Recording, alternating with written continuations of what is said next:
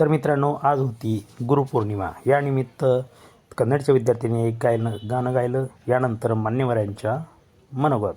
कलिसु गुरुवे कलिसु कलिसु सद्गुरुवे नी कलिसु कलिसु गुरुवे कलिसु कलिसु सद्गुरुवे नी कलिसु ಸುಳ್ಳಿನ ನಡುವೆ ನಾ ಸತ್ಯವನಾಡಲು ಕಲಿಸು ಸುಳ್ಳಿನ ನಡುವೆ ನಾ ಸತ್ಯವನಾಡಲು ಕಲಿಸು ಸ್ವಾರ್ಥನ ನಡುವೆ ನಿಸ್ವಾರ್ಥಿಯಾಗಲು ಕಲಿಸು ಸ್ವಾರ್ಥನ ನಡುವೆ ನಿಸ್ವಾರ್ಥಿಯಾಗಲು ಕಲಿಸು ಅಂಚಿ ನಡೆವರ ನಡುವೆ ಧೀರನಾಗಲು ಕಲಿಸು ಅಂಚಿ ನಡೆವರ ನಡುವೆ ಧೀರನಾಗಲು ಕಲಿಸು ದರೆಯ ದೃಷ್ಟರ ನಡುವೆ ಜಾಣನಾಗಲು ಕಲಿಸು ಕಲಿಸು ಗುರುವೇ ಕಲಿಸು ಕಲಿಸು ಸದ್ಗುರುವೇ ನೀ ಕಲಿಸು ಕಲಿಸು ಗುರುವೇ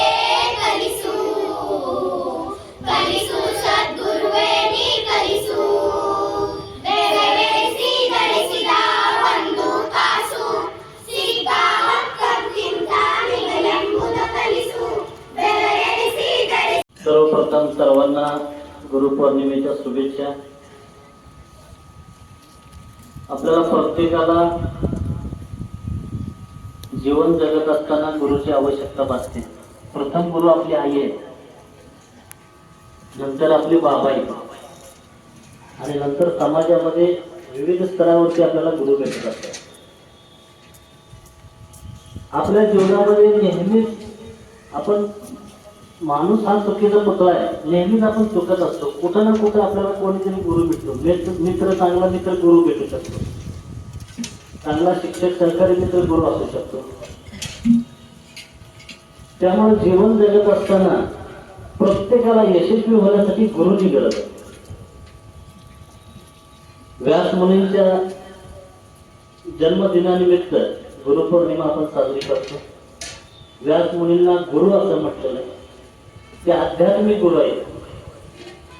ईश्वर परमात्म्याची प्राप्ती करण्यासाठी जे ज्ञान आपल्याला आवश्यक असते ते डायरेक्टली आपण ग्रास्प करू शकत नाही.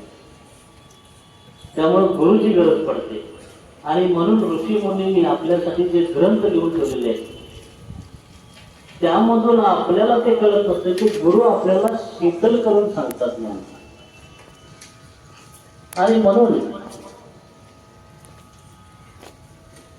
जगामध्ये जितके रिलिजन्स आहेत, धर्म आहे, प्रत्येकाच्या धर्मग्रंथामध्ये प्रत्येकाचा धर्मग्रंथ त्या गुरुने दिलेले ज्ञान आहे परमात्म्यापर्यंत जाण्यासाठी. परमात्मा एकच आहे, मार्ग वेगळे आहे. वेदव्यासांच्या म्हणण्यानुसार आध्यात्मिक गुरुचं महत्व आहे, तसेच आपल्या रोजच्या जीवनामध्येही गुरुचं महत्व आहे. परमात्मा परमेश्वर म्हणजे त्याला ईश्वर म्हणतो आपण. त्यांचं तेजस्वी रूप